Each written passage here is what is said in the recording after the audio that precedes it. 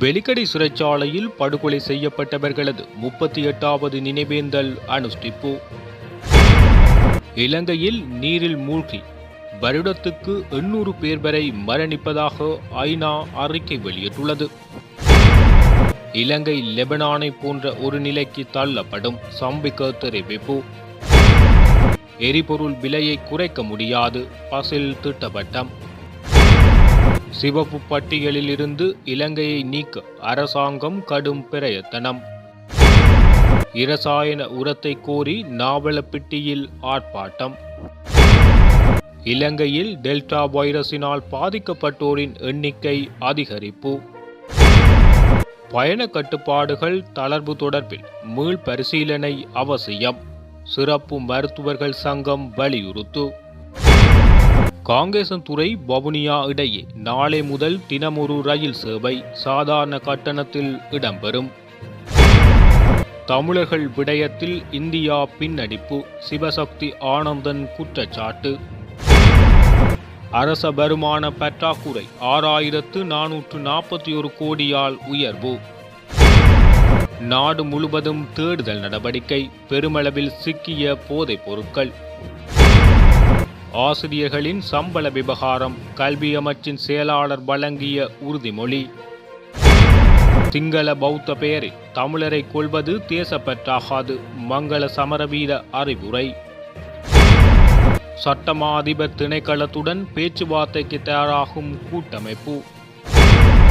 விடுதலை புலிகளின் ஆயுதங்களை தேடி திருமலையில் அகழ்வு பணி. டயகம சிறுமி கிசாலினியின் மரணம் 30 அறிக்கைகள் பதிவு. பெகாசஸ் மென்பொருள் மூலம் இலங்கை அரசியல்வாதிகள் இராணுவ அதிகாரிகளை கண்காணித்த இந்தியா வெளிவந்த உண்மைகள். தமிழகத்தில் இருந்து ஜாழ் அல்லைப்பிட்டி கடற்பகுதியினூடாக ஜாழ் குடாநாட்டுக்குள் நுழைந்த 4 கைது. போர் வீரர்களின் நினைவு சின்னமும் புத்தர் சிலையும் உடைப்பு. தென்னிலங்கையில் பதற்றம். இலங்கையில் அஸ்ட்ராசெனகா தடுப்பூசி செலுத்திக் கொண்டவர்களுக்கான முக்கிய அறிவிப்பு.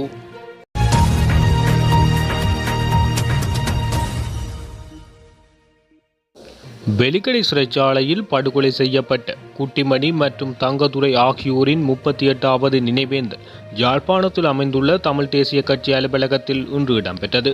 இதன்போது உயிரிழந்தவர்களது திருவுருவப் படத்திற்கு மலர் மாலை போட்டு விளக்கேற்றி அஞ்சலி செலுத்தப்பட்டது. இதில் தமிழ் தேசிய கட்சியின் தலைவர் என் ஸ்ரீகாந்தா, தமிழ் தேசிய கட்சியின் செயலாளர் நாயகம் MK சிவாஜிலிங்கம் உள்ளிட்டவர்கள் கலந்து கொண்டு அஞ்சலி செலுத்தியிருந்தமை குறிப்பிடத்தக்கது.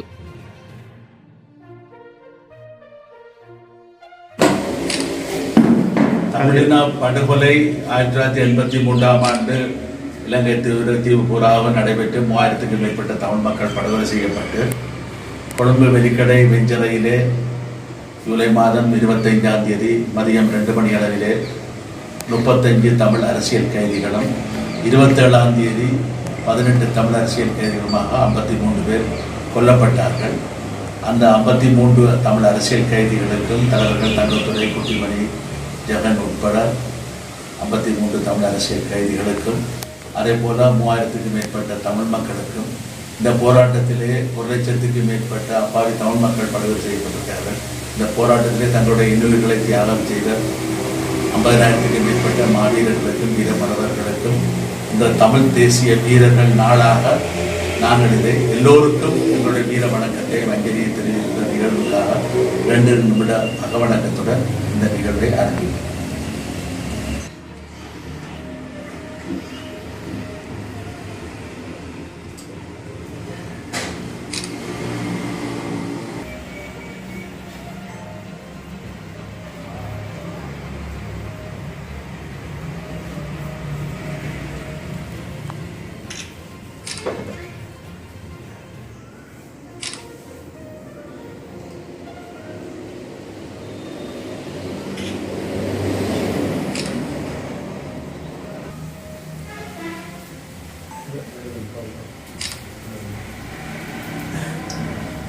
அடுத்த தினத்தை திரு பகீரதன் அவர்கள்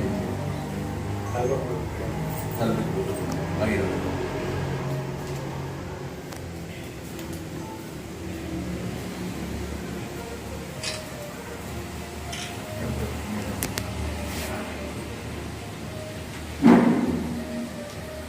அடுத்து திரு கலந்துக்குழு உறுப்பினர் மத்திய உறுப்பினர் திரு ராகுல் அவர்கள்.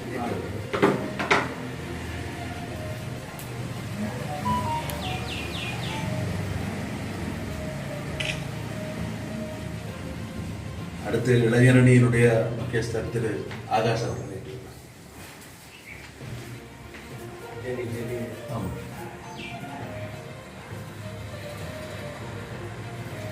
அடுத்ததாக திரு கெனி அவர்கள், தலைமை மத்திய உறுப்பினர் திரு கெனி அவர்கள்.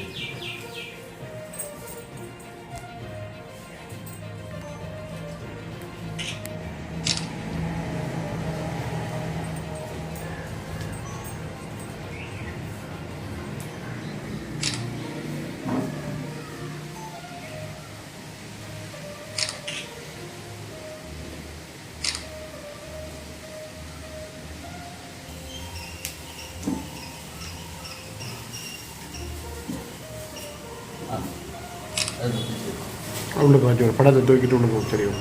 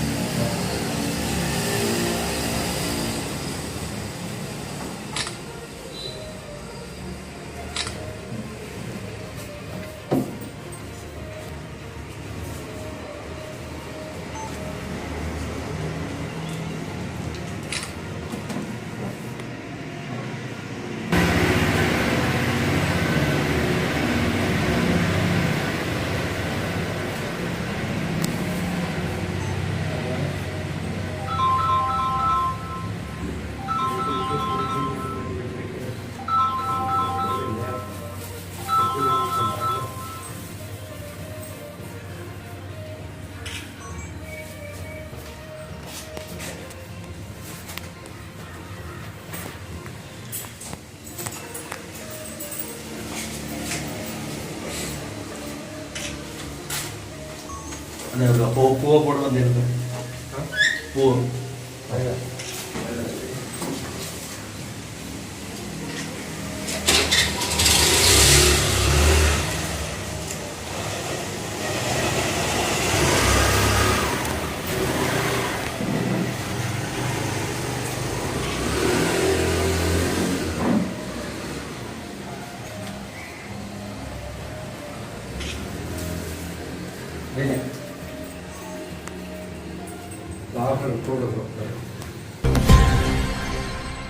திருகோணமலை உப்புவெளி போலீஸ் பிரிவுக்குட்பட்ட தேவநகர் பகுதியில் விடுதலை புலிகளின் ஆயுதங்கள் புதைக்கப்பட்டிருக்கலாம் என்ற சந்தேகத்தின் பேரில் போலீசார் அகழ்வு பணியில் ஈடுபட்டுள்ளனர்.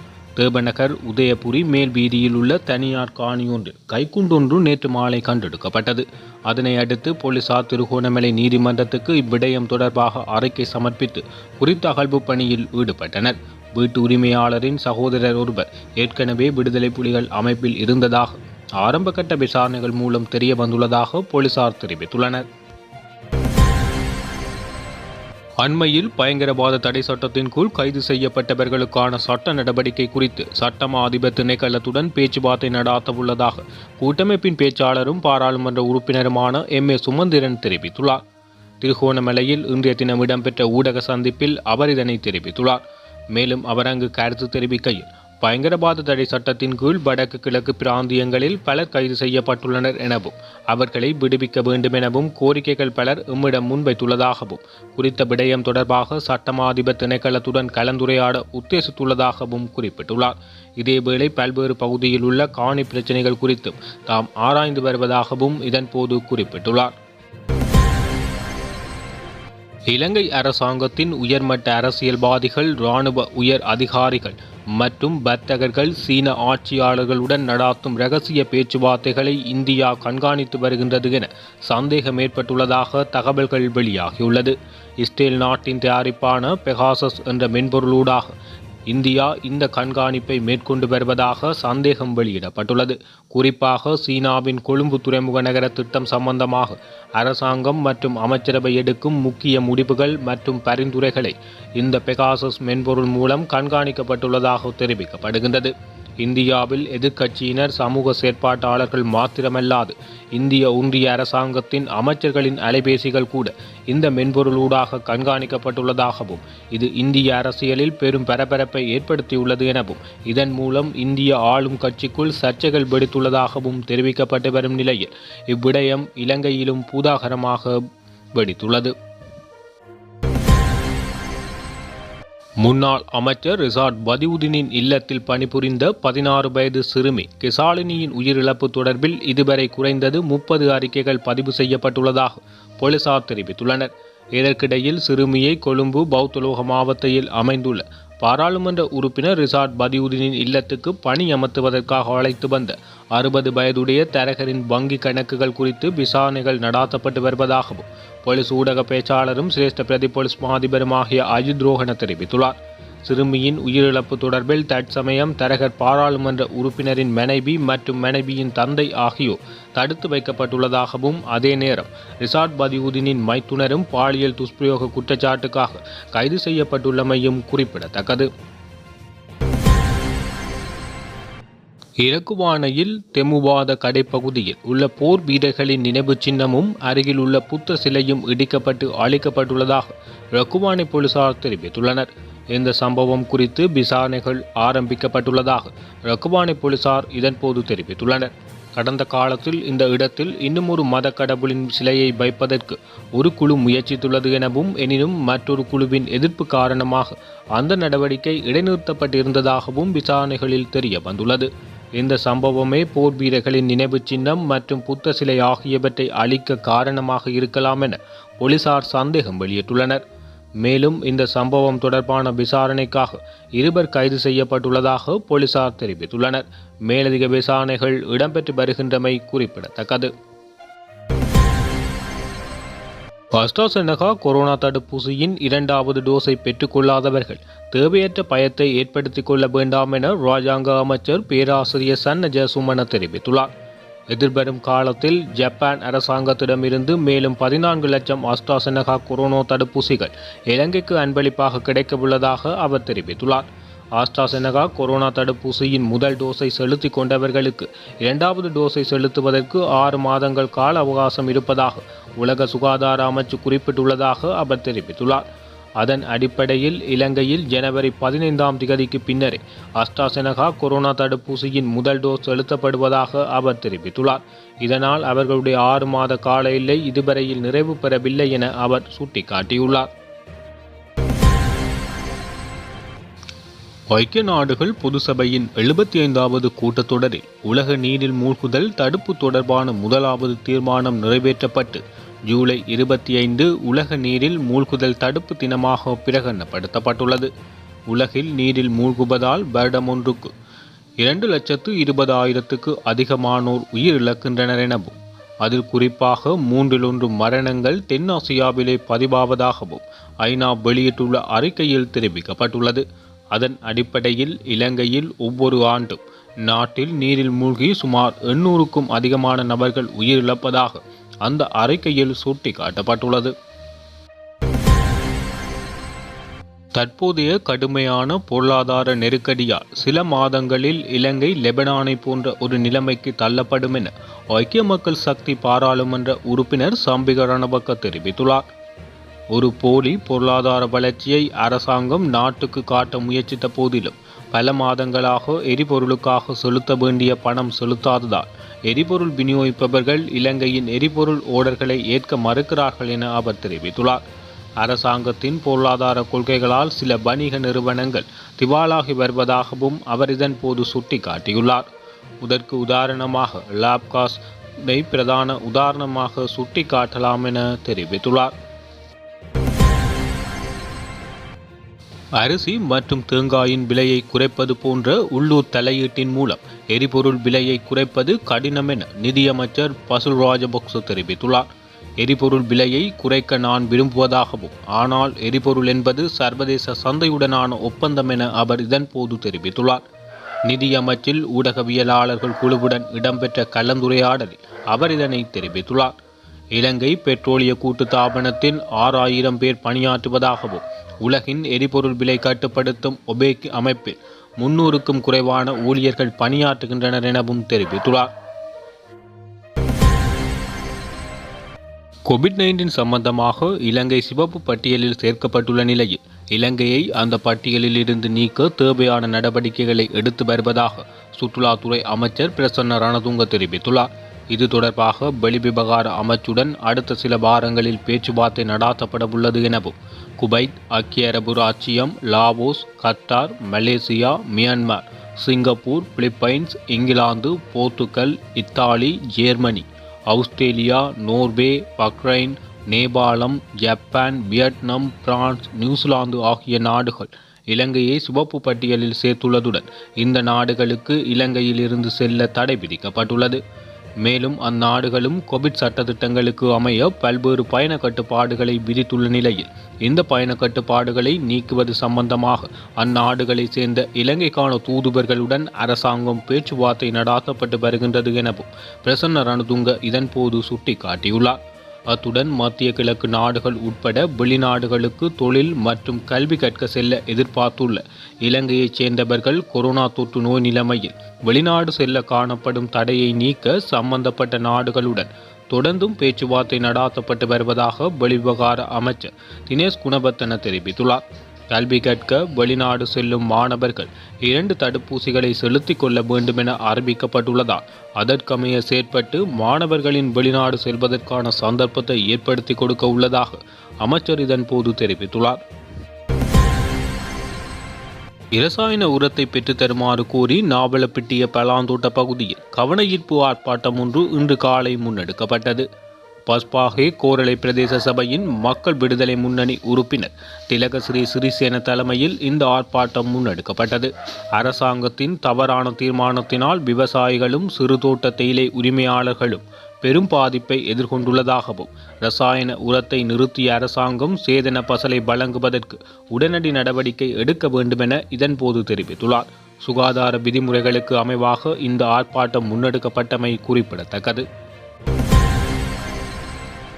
நாட்டில் டெல்டா வைரஸினால் பாதிக்கப்பட்டோரின் எண்ணிக்கை 68ஆக அதிகரித்துள்ளதாக சுகாதார சேவைகள் பணிப்பாளர் வைத்தியர் ஹேமந்த ஹேரத் தெரிவித்துள்ளார். இந்த நிலை தொடருமானால் இலங்கையில் 4வது கொரோனா அலை பரவக்கூடும் என அவர் எச்சரிக்கை விடுத்துள்ளார். எனவே நாட்டு மக்கள் சுகாதார வழிகாட்டுதல்களை பின்பற்றி தற்போதைய 3வது அலையை கட்டுப்படுத்த பொறுப்புடன் செயற்பட வேண்டும் என அவர் வலியுறுத்தியுள்ளார்.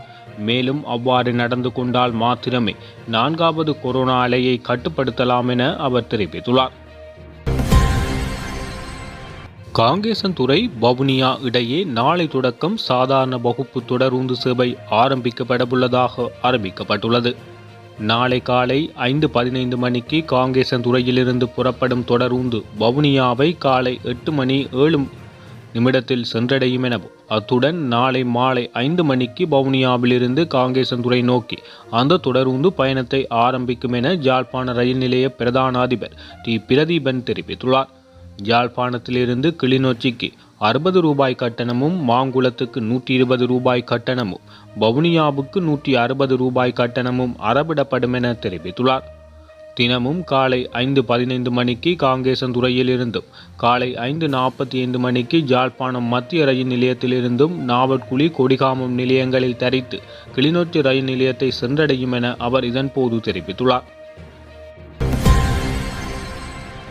நாட்டில் பயண கட்டுப்பாடுகள் தளர்த்தப்பட்ட விதம் மறுபரிசீலனை செய்யப்பட வேண்டும் என சிறப்பு மருத்துவ வல்லுநர்கள் சங்கத்தின் தலைவர் மருத்துவ வல்லுநர் லக்குமார் பெர்னாண்டோ தெரிவித்துள்ளார். அதன்படி திருமண நிகழ்வுகள் உள்ளிட்டவற்றில் பங்கேற்பவர்களின் எண்ணிக்கை குறைந்தது 50 தொடக்கம் 60 வரம்பில் வைக்கப்பட வேண்டும் எனவும், அல்லது தற்போதுள்ள விட மிக குறைந்த மட்டத்தில் இருக்க வேண்டும் என அவர் சுட்டிக்காட்டியுள்ளார்.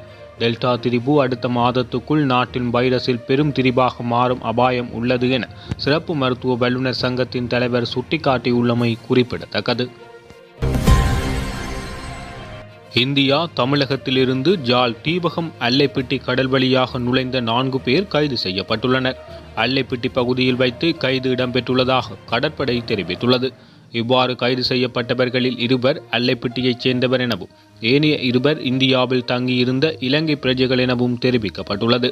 கோவிட்-19 அச்சுறுத்த நிலை காரணமாக சந்தேக நபர்கள் காரைநகர் இடைத்தங்கல் முகாமில் தங்க வைக்கப்பட்டுள்ளதாக தெரிவிக்கப்பட்டுள்ளது. மேலதிக விசாரணைகள் கடற்படையினால் இடம்பெற்று வருகின்றமை குறிப்பிடத்தக்கது. தமிழர்கள் விடயத்தில் இந்தியா இறுக்கமான நடவடிக்கை எடுப்பதற்கு பின்னடிப்பதாக ஈழ மக்கள் புரட்சிகர விடுதலை முன்னணியின் முன்னாள் பாராளுமன்ற உறுப்பினர் சிவசக்தி ஆனந்தன் தெரிவித்துள்ளார். இதனால் இந்தியா தான் தார்மீக கடமையிலிருந்து விலகி இருக்கின்றதா என்ற கேள்வி எழும்புவதாக அவர் தெரிவித்துள்ளார். தற்பொழுது மேற்கத்தேயம் தமிழ் மக்களுடைய பிரச்சனையை கையாண்டு அதன் மூலம் ராஜபக்ச அரசாங்கத்துக்கு ஒரு கடிவாளத்தை போடுவதற்கு முயற்சிக்கலாம். ஆனால் மேற்குலகம் மறுபடியும் ஒரே தவறைத்தான் செய்கின்றது. அனைத்து தமிழ் தரப்புடனும் ஒரு பேச்சுவார்த்தை நடாத்தி அதற்குரிய செயற்திட்டங்களை வகுக்காமல் தனியே கூட்டமைப்புடன் ராஜபக்ச அரசாங்கம் சந்திப்புகளை மேற்கொண்டு வருகின்றார்கள் என சிவசக்தி ஆனந்தன் இதன்போது குற்றம் சாட்டியுள்ளார்.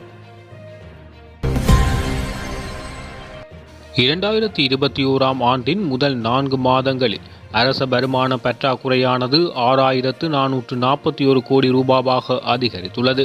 அதன் அடிப்படையில் கடந்த 2020ஆம் ஆண்டு முதல் 4 மாதங்களில் 34,395.2 கோடியாக இருந்த வருவாய் பற்றாக்குறையானது 2021ஆம் ஆண்டின் முதல் 4 மாதங்களில் 40,836.2 கோடி ரூபாய் என குறிப்பிட்ட அளவு அதிகரித்துள்ளது. அரச வருமானமானது அரசின் அன்றாட செலவுகளை கூட ஈடு செய்ய முடியாத அளவுக்கு பற்றாக்குறையாக இருப்பதுடன் இந்த நிலைமையானது 2021ஆம் ஆண்டின் முதல் 4 மாதங்களில் மேலும் அதிகரித்துள்ளதால் அரச வருமான பற்றாக்குறை உயர்ந்துள்ளது எனவும் இந்த காலப்பகுதியில் அரசின் மொத்த வருமானம் 48,172.2 கோடி ரூபாவாக இருந்ததுடன் அரசின் அன்றாட செலவுகள் 890,08.5 கோடி ரூபாய் என தெரிவிக்கப்பட்டுள்ளது. 2020ஆம் ஆண்டின் முதல் 4 மாதங்களில் அரச வரவு செலவு திட்டத்தில் துண்டு விழும் தொகை 45,217.5 கோடி ரூபாவாக காணப்படுவதுடன் இது 2021ஆம் ஆண்டின் முதல் 4 மாதங்களில் 52,054.3 கோடி ரூபாவாக அதிகரித்துள்ளது. நிதியமைச்சு வெளியிட்டுள்ள 2021ஆம் ஆண்டின் முதல் 4 மாதங்களுக்கான நிதிநிலை அறிக்கையில் இந்த தகவல்கள் வெளியிடப்பட்டுள்ளமை குறிப்பிடத்தக்கது. நாட்டில் பல பகுதிகளில் நேற்று சனிக்கிழமை முன்னெடுக்கப்பட்ட சுற்றிவளைப்புகளில் சுமார் 25 லட்சம் பெறுமதியான ஹெரோயின் மற்றும் ஐஸ் போதைப் பொருட்களுடன் 5 சந்தேக நபர்கள் கைது செய்யப்பட்டுள்ளதாக போலீஸ் பேச்சாளரும் சிரேஷ்ட பிரதி போலீஸ் மா அதிபருமாகிய அஜித் ரோஹன தெரிவித்துள்ளார். கல்கிசை போலீசாரால் அத்கிட்டிய பிரதேசத்தில் 210 கிராம் ஹெரோயினுடன் 41 வயதுடைய பெண்ணொருவரும் 50 வயதுடைய சந்தேக நபர் ஒருவரும் கைது செய்யப்பட்டுள்ளனர் எனவும் இவ்வாறு கைது செய்யப்பட்டவர்கள் நீதிமன்றத்தில் முன்னிலைப்படுத்தப்பட்டதன் பின்னர் மேலும் தடுத்து வைத்து விசாரணைக்கு உட்படுத்துவதற்கான நீதிமன்ற உத்தரவு பெற்றுக் கொள்ளப்பட்டதாக தெரிவிக்கப்படுகின்றது. இவர்களிடமிருந்து கைப்பற்றப்பட்ட ஹெரோயின் போதைப் பொருட்களின் மொத்த பெறுமதி சுமார் 21 லட்சம் என தெரிவிக்கப்படுகின்றது. இதேபோன்று மொரட்டுவை பிரதேசத்தில் மொரட்டுவ போலீஸ் பிரிவினால் மேற்கொள்ளப்பட்ட சுற்றிவளைப்பில் 10 கிராம் ஹெரோயினுடன் 25 வயதுடைய சந்தேக நபர் ஒருவர் கைது செய்யப்பட்டுள்ளார். நுகேகொட தெற்கு குற்ற விசாரணை பிரிவினரால் பொகிவல பிரதேசத்தில் முன்னெடுக்கப்பட்ட சுற்றிவளைப்பில் 15 கிராம் ஐஸ் போதைப் பொருளுடன் சந்தேக நபர் ஒருவர் கைது செய்யப்பட்டுள்ளார். அதேபோல் கிரான்ஸ்பாஸ் பிரதேசத்தில் முன்னெடுக்கப்பட்ட சுற்றிவளைப்பில் 10 கிராம் ஹெரோயினுடன் சந்தேக நபர்கள் 2 கைது செய்யப்பட்டுள்ளமை குறிப்பிடத்தக்கது. சம்பள பிரச்சினைகளை முன்வைத்து இணையவழி கற்பித்தல் செயற்பாடுகளில் இருந்து விலகியுள்ள ஆசிரியர்கள் மற்றும் அதிபர்களுக்கு ஏற்றுக்கொள்ளக்கூடியதொரு தீர்வினை எதிர்வரும் நாட்களில் பெற்றுக் கொடுப்பதாக கல்வி அமைச்சின் செயலாளர் பேராசிரியர் கபில பெரேரா தெரிவித்துள்ளார். கொரோனையில் இன்று ஊடகங்களுக்கு கருத்து தெரிவிக்கும் போது அவர் இதனை தெரிவித்துள்ளார். எனவே பணி பகிஷ்கரிப்பை கைவிட்டு மாணவர்களுக்கான கற்பித்தல் செயற்பாடுகளை மேற்கொள்ளுமாறு அமைச்சின் செயலாளர் இந்த கோரிக்கையினை விடுத்துள்ளார். சிம்பாப்வே அல்லது வெனிசுலாவே நாடுகளில் நேர்ந்த நிலைமை இலங்கைக்கு ஏற்படக்கூடிய அபாயம் உருவாகியுள்ளது என முன்னாள் நிதியமைச்சர் மங்கள சமரவீர தெரிவித்துள்ளார். புதிய அரசியல் நகர்வொன்றை ஆரம்பிக்கும் நோக்கில் இடம்பெற்ற செய்தியாளர் சந்திப்பில் இதனை அவர் தெரிவித்துள்ளார். நல்லாட்சி அரசாங்கம் ஆட்சி பொறுப்பினை தற்போதைய அரசாங்கத்துக்கு ஒப்படைத்த போது நிதி அமைச்சராக பதவி வகித்ததாகவும் அப்போது அந்நிய செலாவணியின் கையிருப்பு 7.6 பில்லியன் டாலர்கள் காணப்பட்டதாகவும் அந்த தொகை எதிர்வரும் நாட்களில் 2.6 பில்லியன் டாலர்களாக வீழ்ச்சியடையும் என அவர் குறிப்பிட்டுள்ளார். சுதந்திரத்தின் பின்னர் இலங்கை வரலாற்றில் அந்நிய செலாவணி கையிருப்பு மிகவும் வீழ்ச்சியடையும் சந்தர்ப்பமாக இதனை கருத வேண்டும் என தெரிவித்துள்ளார். கடந்த 2020ஆம் ஆண்டில் அரச வருமானங்கள் பாரியளவில் வீழ்ச்சியடைந்துள்ளதாகவும் வரவு செலவு திட்ட இடைவெளியும் பாரியளவில் அதிகரித்துள்ளது என தெரிவித்துள்ளார். இந்த அரசாங்கம் நினைத்து பார்க்க முடியாத அளவு பணத்தை அச்சிட்டுள்ளதாக இதன்போது அவர் தெரிவித்துள்ளார். கடந்த காலங்களில் நாட்டில் காணப்பட்ட பொருட்களுக்கு வரிசையில் நிற்கும் காலத்தை விடவும் மோசமான சிம்பாப்வே மற்றும் வெனிசுலாவே போன்ற நாடுகளின் பொருளாதார நிலைமைக்கு இலங்கை செல்லக்கூடிய ஆபத்து காணப்படுகின்றது என சுட்டிக்காட்டியுள்ளார். நாட்டின் உரத்துக்கு பெரும் தட்டுப்பாடு ஏற்பட்டுள்ளதாகவும் அமெரிக்க டாலர் பற்றாக்குறையினால் வெளிநாடுகளில் இருந்து மருந்து பொருட்கள் தரவிக்க முடியவில்லை என அவர் தெரிவித்துள்ளார். நாட்டில் எரிபொருளுக்கு தட்டுப்பாடு ஏற்படலாம் எனவும் அவ்வாறு ஏற்பட்டால் அதனை அரசாங்கம் மூடி மறைத்துவிட்டு உடல் நலத்துக்கு நன்மை ஏற்படும், அதனால் சைக்கிளில் பயணிக்குமாறு கோரப்படக்கூடும் என அவர் இதன்போது தெரிவித்துள்ளார். தேசப்பற்று என்ற போலி கொள்கைகளின் காரணமாக இந்த நாடு பல தசாப்தங்களாக பின்னோக்கி நகர்ந்து சென்றுள்ளதாக குற்றம் சுமத்தியுள்ளார். தேசப்பற்று என்று மக்களை ஏமாற்றிய அரசாங்கத்தை மட்டுமன்றி அதற்கு ஏமாற்றமடைந்த மக்களும் இந்த அழிவுக்கு பொறுப்பாகும் என அவர் தெரிவித்துள்ளார். கோட்டபாய ராஜபக்ச தோல்வியடைந்தார் என்பதை விடவும் அவர் பிரதிநிதித்துவம் செய்த கொள்கைகளே இன்று தோல்வியடைந்துள்ளது என சுட்டிக்காட்டியுள்ளார். இனவாத மதவாத காலம் கடந்த பழைய கொள்கைகள் கோட்பாடுகளே தோல்வியடைந்துள்ளதாக குறிப்பிட்டுள்ளார். உண்மையில் நாட்டுப்பற்று என்பதை தெளிவாக புரிந்து கொள்ள வேண்டும் எனவும் அவர் தெரிவித்துள்ளார். சிங்கள பௌத்த பெயரில் தமிழரை கொள்வது தேசப்பற்றாகாது என அவர் இதன்போது சுட்டிக்காட்டியுள்ளார். சிங்களம் என்று சொல்லி கடைகளை எரிப்பதனாலும் வீடுகளை உடைப்பதனாலும் அதிகளவில் பாதிக்கப்படுவது இறுதியில் சிங்களவர்களே என தெரிவித்துள்ளார். ராஜபக்ச விரோத கூட்டணிகளை அமைப்பதில் மட்டும் வெற்றி கிடைக்காது எனவும் கொள்கை ரீதியான இணக்கப்பாட்டுடன் தேசிய கொள்கைகள் உருவாக்க வேண்டும் எனவும் தெரிவித்துள்ளார். நடுநிலையான கொள்கைகள் பின்பற்றப்பட்டு மெய்யான தேசப்பற்றை உருவாக்குவதற்கு நாட்டின் அனைத்து தரப்பினரும் இவ்வேளையில் ஒன்றிணைந்து செயற்பட வேண்டும் என அவர் கோரிக்கை விடுத்துள்ளார்.